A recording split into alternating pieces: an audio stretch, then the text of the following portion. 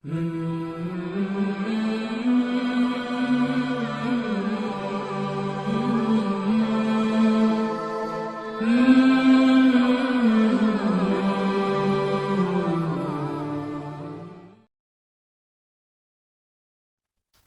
سب احباب کو رمضان المبارک کی یہ قیمتی ساعتیں مبارک ہوں۔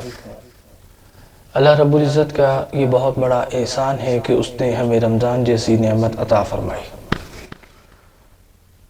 اور رمضان المبارک وہ مہینہ ہے کہ جس کو شہر القرآن بھی کہا جاتا ہے، شہر اللہ بھی کہا جاتا ہے، اللہ کا مہینہ بھی کہا جاتا ہے، قرآن کا مہینہ بھی کہا جاتا ہے۔ اور یہ وہ مہینہ ہے کہ جس کے اندر ہم عشاء کے بعد 20 رکعت تراویح پڑھتے ہیں، جس کے اندر قرآن کریم سنا جاتا ہے۔ اس قرآن حکیم کا آغاز ہوتا ہے سورہ فاتحہ سے۔ پہلا پارہ سورہ فاتحہ اور سورہ بقرہ کے کچھ حصے پر مشتمل ہے۔ اس میں تمام اہل علم کا اتفاق ہے کہ سورہ فاتحہ مکہ میں نازل ہوئی، اور اس پر بھی کہ یہ بالکل ابتدائی مکی دور میں نازل ہوئی۔ یہ سورت 7 آیات پر مشتمل ہے۔ مختصر ہونے کے باوجود اس کتاب مقدس کے اساسی مقاصد اجمالی طور پر اس کے اندر آگے ہیں، اس لیے اس کو ام القرآن اور اساس القرآن بھی کہا جاتا ہے، گویا کہ یہ قرآن کی بنیاد کہلاتی ہے۔ یہ وہ سورت جسے ہم ہر نماز کے اندر پڑھتے ہیں، تراویح میں اس سے آغاز کیا جاتا ہے، اور اس سورت کی حیثیت ایک خلاصے کسی بھی ہے۔ قرآن حکیم کے بنیادی طور پر 3 مضامین ہیں: توحید، رسالت اور قیامت۔ اس سورت کی ابتدائی 2 آیتوں اور چوتھی آیت میں توحید کا مقصد ہے، تیسری آیت میں قیامت کا ذکر ہے، 5ویں اور 6ٹھی آیت میں نبوت اور رسالت کی طرف اشارہ ہے۔ یوں ہی اس سورت میں اللہ تعالیٰ کے اسماء و صفات مذکور ہیں، اس کی عبادت اور اس سے استعانت اور استقامت و ہدایت کی دعا کا حکم ہے۔ ایک طرف انبیاء اور صلحاء کا تذکرہ ہے، تو دوسری طرف ان قوموں کی روش سے بچنے کی تلقین ہے جو اپنی علمی اور عملی کجروی کی وجہ سے اللہ کے غضب اور عذاب کے مستحق ہو گئی۔ یہ دعویٰ بلا خوف تردید کیا جا سکتا ہے کہ سورہ فاتحہ ایک بے مثال دعا کا ایک خزانہ ہے، قرآنی علوم کا ایسا شفاف آئینہ ہے کہ جس میں 113 صورتوں کی جھلک ہم مختصر وقت میں دیکھ سکتے ہیں۔ شاید یہ جھلک بار بار دکھانے کے لیے ہر نماز کی ہر رکعت میں سورہ فاتحہ پڑھنے کا حکم دیا گیا ہے۔ اس کے بعد آغاز ہوتا ہے سورہ بقرہ کا۔ سورہ بقرہ قرآن کریم کی طویل ترین سورت ہے اور اس کی 286 آیات ہیں۔ سورہ بقرہ کا اکثر حصہ ہجرت مدینہ کے بالکل ابتدائی دور میں نازل ہوا۔ عربی زبان میں بقرہ گائے کو کہتے ہیں، چونکہ اس سورت میں بقرہ کا لفظ بھی آیا ہے اور گائے ذبح کرنے کا ایک واقعہ بھی ذکر کیا گیا ہے، اس لیے اس سورت کا نام سورہ بقرہ رکھا گیا ہے۔ قصہ کچھ یوں ہے کہ بنی اسرائیل کے ایک مالدار شخص کو اس کے بھتیجے نے مال وراثت ہتھیانے کی غرض سے قتل کر دیا۔ پھر رات کی تاریکی میں لاش کو اٹھا کر کسی دوسرے کے دروازے پر ڈال دیا اور اس پر قتل کا دعویٰ کر دیا۔ قریب تھا کہ مدعی اور مدعی علیہ کے خاندان ایک دوسرے پر ہتھیار اٹھا لیتے کہ اللہ تعالیٰ نے حضرت موسیٰ علیہ السلام کے ذریعے انہیں گائے ذبح کرنے اور اس کے گوشت کا کچھ حصہ اس مقتول کے جسم کے ساتھ لگانے کا حکم دیا۔ ایسا کرنے سے مقتول زندہ ہو کر بیٹھ گیا اور اپنے قاتل کی نشاندہی کر دی اور اس کے بعد فوراً مر گیا۔ اتفاق سے انہی دنوں بنی اسرائیل کے اندر ایک گروہ مرنے کے بعد زندگی کا انکار کر رہا تھا، اور یہ سوچ آج بھی معاشرے کے اندر پائی جاتی ہے کہ جو کچھ ہوگا دیکھا جائے گا، مرنے کے بعد زندگی کس نے دیکھی، جو جینا ہے یہاں جی لو، جو کچھ کرنا ہے وہ یہاں کر لو، مرنے کے بعد دیکھی جائے گی۔ یہ ہمارے ہاں ایک معاشرے کے اندر عام تصور پایا جاتا ہے کہ مرنے کے بعد دیکھا جائے گا، اس دنیا کو جتنا انجوائے کر سکتے ہیں انجوائے کیجئے۔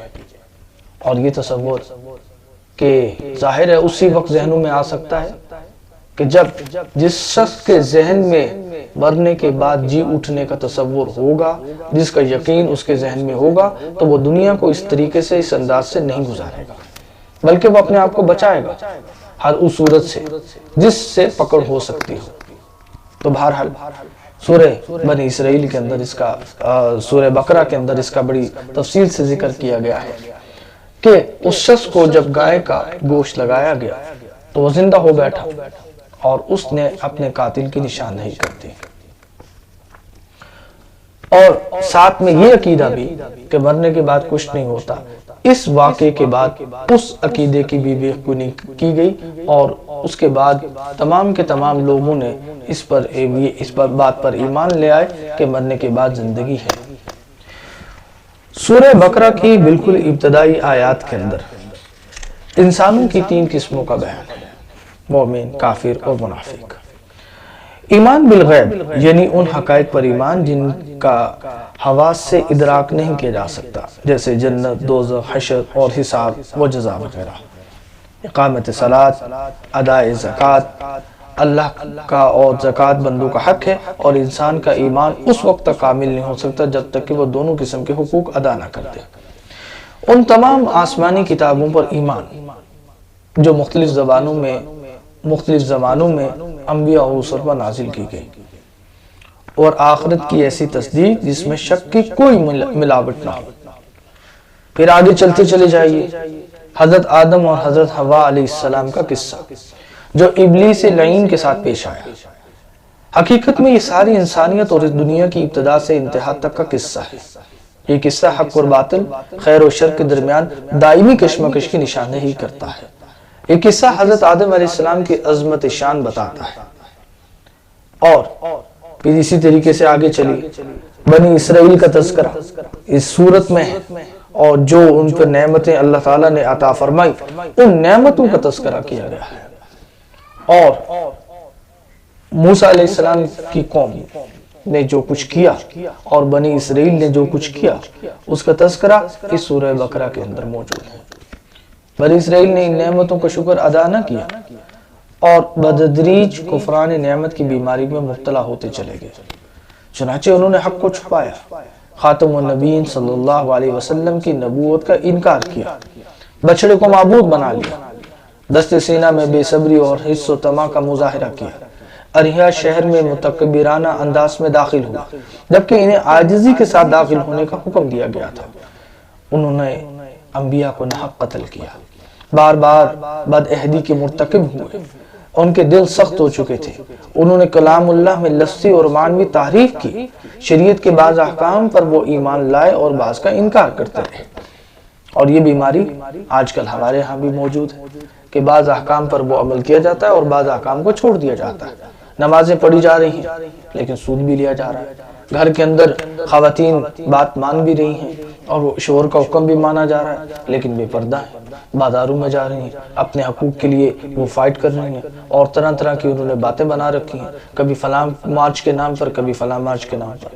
تو بھارت یہ تمام تر فضولیات اس وقت کے جو لوگ تھے، بنی اسرائیل کی جو قوم تھی، اس سے بھی بڑھ کر ان کے اندر برائیاں پائی جاتی تھیں۔ تو ان برائیوں کا ذکر ہے کہ وہ کس طریقے سے ان کے پر اللہ نے کیا نعمتیں کی اور کس طریقے سے انہوں نے اس کا انکار کیا، یہاں تک کہ ایک گروہ ایسا بھی پیدا ہوا کہ جو یہ کہنے لگا کہ ہم خدا سے اس کا مقابلہ کریں گے، ہم خدا سے مقابلہ کریں گے، اس کے رسولوں سے مقابلہ کریں گے، ہم فطرت کو سمجھیں گے۔ بہرحال یہ ایک طویل بحث ہے، انشاءاللہ کبھی پھر موقع ملا تو اس پہ بات کریں گے۔ تو بہرحال یہ تمام چیزیں اس سورہ بقرہ کے مضامین ہیں جن کا خلاصہ میں نے آپ کے سامنے رکھا ہے، اور اسی میں ہی حضرت ابراہیم علیہ السلام کا تذکرہ ہے اور ان کی مختلف آزمائشوں کا ذکر ہے، اور پھر اس کے بعد جو ان کی ہجرت کا اور حضرت اسماعیل علیہ السلام کا وہ تمام ذکر اس سورہ بقرہ کے اندر موجود ہے۔ تو دعا ہے کہ اللہ رب العزت ہمیں قرآن مجید کو سمجھنے اور اس کے احکامات پر عمل کرنے کی توفیق عطا فرمائے۔ وآخر دعوانا